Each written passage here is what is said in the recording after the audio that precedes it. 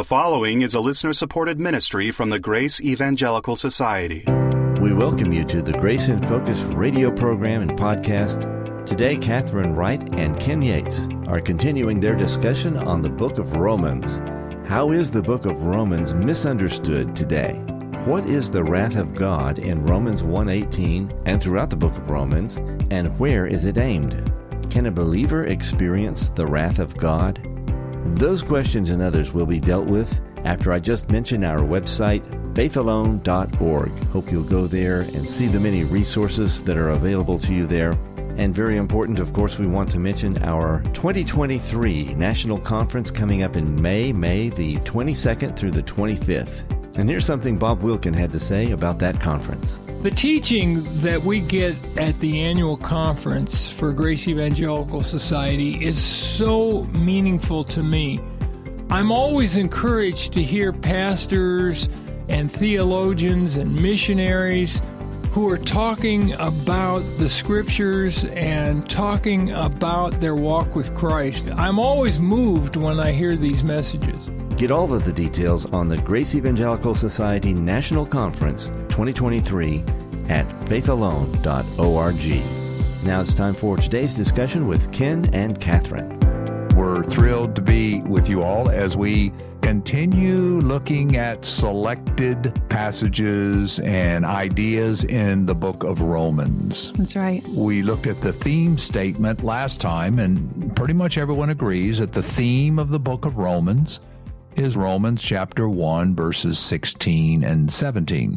And if you listen to that particular podcast, you know what Kathryn and I have strongly suggested is that the word salvation in the book of Romans is not talking about salvation from hell.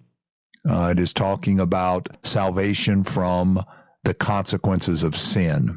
Sin always brings negative consequences. Even it can lead to physical death. In one sense, you could say sin always leads to death. If you look at it in a very broad sense, if God is life and I'm out of fellowship with him when I sin, then what is my experience? What am I experiencing if I am not walking with the one who is life? Well, I have an experience of death.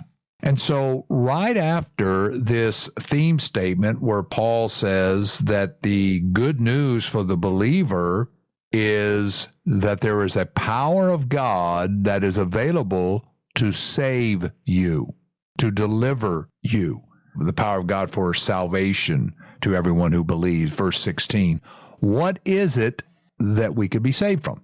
Starting in verse 18, Paul builds upon that. And notice what he says. I'm going to read it. For the wrath of God is revealed from heaven against all ungodliness and unrighteousness of men who suppress the truth in unrighteousness.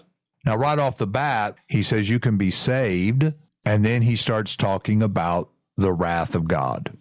It's clear in this context that this is the salvation that Paul is talking about. There is a power of God that will deliver you from the wrath of God. So what is the wrath of God here? In my Bible, I have a circle around the word is. This wrath is being revealed. It's a present reality. And I think maybe that's a major distinction that's often missed, is going back to how this is traditionally understood. Wrath is hell. It's something that will happen at the lake of fire.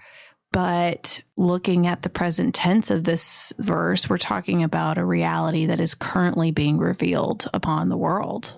Just that distinction, I think, is super important, that we're not talking about a future event at the lake of fire, but we're talking about a deliverance that's being offered here and now to people, including believers. Paul is saying the wrath that he's talking about is something that you and I can see right now. Mm-hmm. It is being revealed right now. And when you read the rest of chapter 1, you see that is exactly what he's talking about. The way the world is seen today, you can see the wrath of God. 3 times in chapter 1, it says God gives them over to a darkened mind or to a depraved mind. And so you can see people, he says, and when you see them doing these things, you are seeing the wrath of God. Yeah, I think also just thinking back in the Old Testament as well, when you think about when the nation of Israel fell into rebellion or idolatry, what would happen? God got mad. He got mad and he whooped them, as we would say here in South Carolina. They would get in trouble and he would send in, the Philistines or the Assyrians or the Babylonians. So to say that God's wrath is only a future event is inconsistent with what we see not only in the past, but also just in our present reality. We see that there are consequences to sin here and now. I also just wanted to point out another kind of small word that's easy to miss in this verse is the word all ungodliness and unrighteousness of men. And I think perhaps that's another worthy word to unpack, that all of us, believer or unbeliever, if you sin, there is wages that will come out of that. As we'll see later on that if you are a believer and you lie, the result of that is the same as if you were an unbeliever and you lie, or if you steal, or if you cheat, or whatever the ungodliness is, the result of that is there will be consequences. And Paul lists a number of things in Romans 1 that is a display of the wrath of God. Mm-hmm. One way to look at it is if an unbeliever commits adultery, what that can do to that marriage and what that can do to the family and what that can do to the children.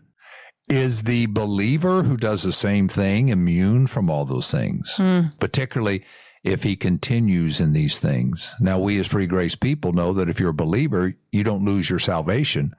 But the question is, can you then experience the wrath of God because of what that sin brings into your life? Are you exempt just because you are his child from the consequences of sin in your life? And we would say no. You can still experience the discipline of God in your life. When you look in Romans 1, even though Paul is talking about the unbelieving world, they experience this wrath of God.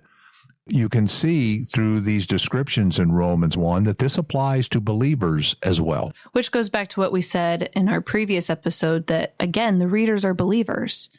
So obviously, Paul is emphasizing the impact of sin that sin can have in our lives. And do you want salvation?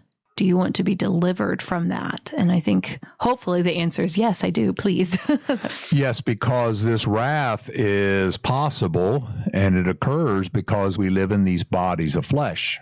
And as believers, we still live in these bodies of flesh. And so the question is, if I walk according to the flesh, what am I going to experience? I'm going to experience the wrath of God. And as Kathryn pointed out, it says here, for the wrath of God is revealed against all ungodliness and unrighteousness of men.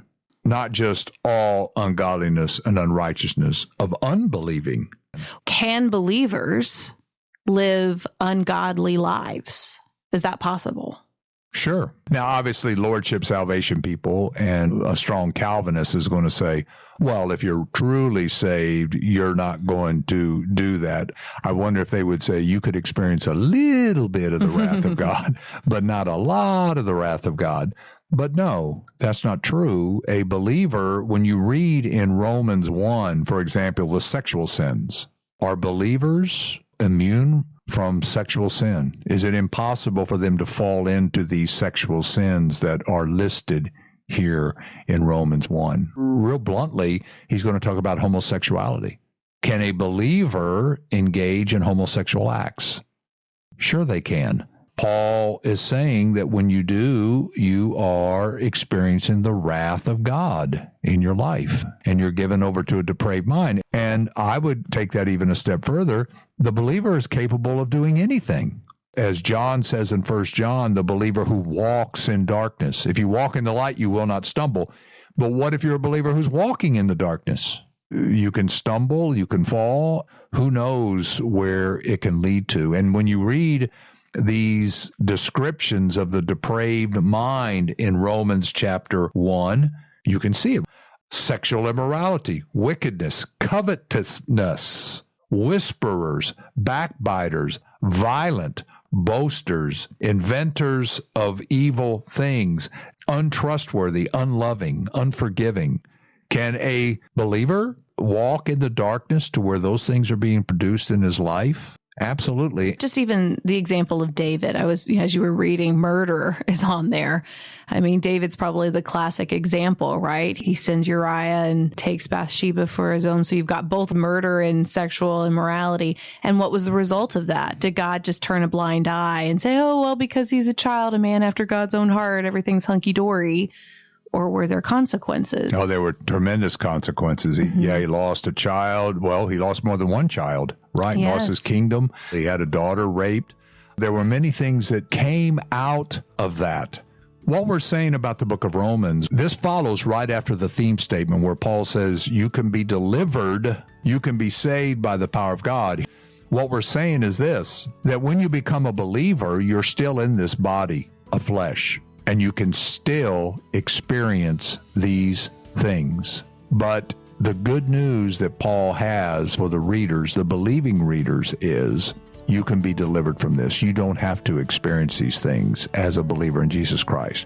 Now, yes, he is talking about primarily the unbelieving world here and the situation that they find themselves in. They have to live in this because they've not been justified yet. But if you're a believer, the power to be set free from that and to be delivered from that is available to you through the Spirit who lives within you. There are a lot of discussions today from people who say it is impossible for believers to experience the wrath of God. But you study Romans 1 yourself. Can I, as a believer, even though I have eternal life and can never lose it, can I, through my sin, experience the wrath of God in my life? I would say yes. I would too. And remember, keep grace in focus. Zane Hodges' excellent commentary on Romans, entitled Romans Deliverance from Wrath, is available right now on our website, faithalone.org. Get half price through February 28, 2023, when you use the code word Romans. That's faithalone.org. Are you interested in finding other free grace believers just like yourself in your area? Well, you can do that by going to our website, faithalone.org. That's faithalone.org. On our website, we have a church tracker. It's an easy-to-use map that will help you locate those other free grace churches that might be in your area. So come visit us at the website and take advantage of our free church tracker. It's at faithalone.org. That's faithalone.org. There are a lot of costs involved in staying on the air. That's why we so much appreciate our financial partners. If you'd like to learn how to become one, you can find out more by going to faithalone.org. We would love to hear from you. Maybe you've got a question, comment, or some feedback. If you do, please don't hesitate to send us a message. Here's our email address. It's radio@faithalone.org. That's radio@faithalone.org. On the next Grace in Focus, we continue the series in Romans, looking at a very universal problem, enslavement to sin, and how do we get set free from the wrath of God. Please join us, won't you? This is the Grace Evangelical Society. Until next time, let's keep grace in focus. The proceeding has been a listener-supported ministry from the Grace Evangelical Society.